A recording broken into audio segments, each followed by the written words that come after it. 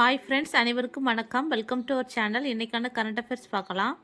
28வது Commonwealth பேச்சாளர்கள் மற்றும் தலைமை தாங்கும் அதிகாரிகளின் மாநாடு எங்கு நடைபெறுகிறது? ஜனவரி 15 புதுடெல்லியில் நடைபெறுகிறது. பிரதமர் மோடி அவர்கள் இம்மாநாட்டை தொடங்கி வைக்கிறார்.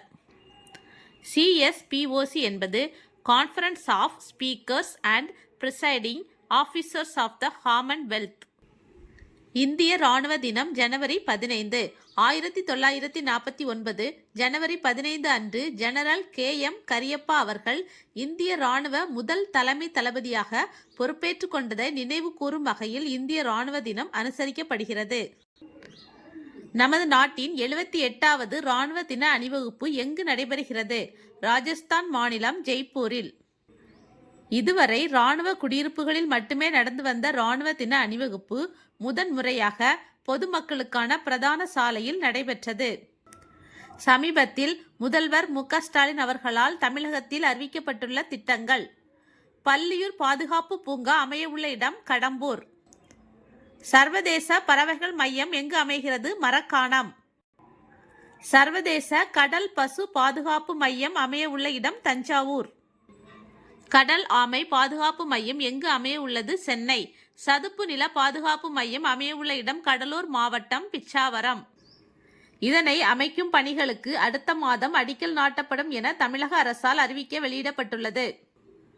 நிதி ஆயோக்கின் 4வது ஏற்றுமதி தயார் நிலை குறியீடு 2024 தரவரிசை பட்டியலின்படி முதல் 3 இடங்களை பெற்றுள்ள மாநிலங்கள்: முதலிடம் மகாராஷ்டிரம், 2ஆம் இடம் தமிழ்நாடு, 3ஆம் இடம் குஜராத்.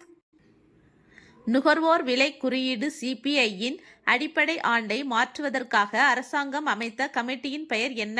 ரமேஷ் சந்த் கமிட்டி. இதன்படி அடிப்படை ஆண்டானது 2012 2024 மாற்றப்பட்டுள்ளது.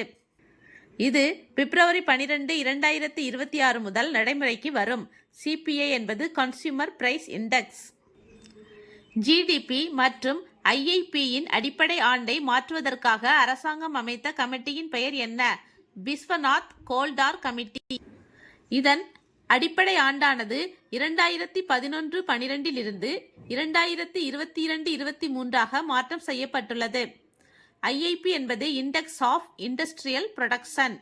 GDP கிராஸ் டொமஸ்டிக் ப்ராடக்ட் மொத்த உள்நாட்டு உற்பத்தி. 2026 ஆண்டின் தேசிய சாலை பாதுகாப்பு வாரம் ஜனவரி 11 முதல் 17 வரை கடைபிடிக்கப்படுகிறது.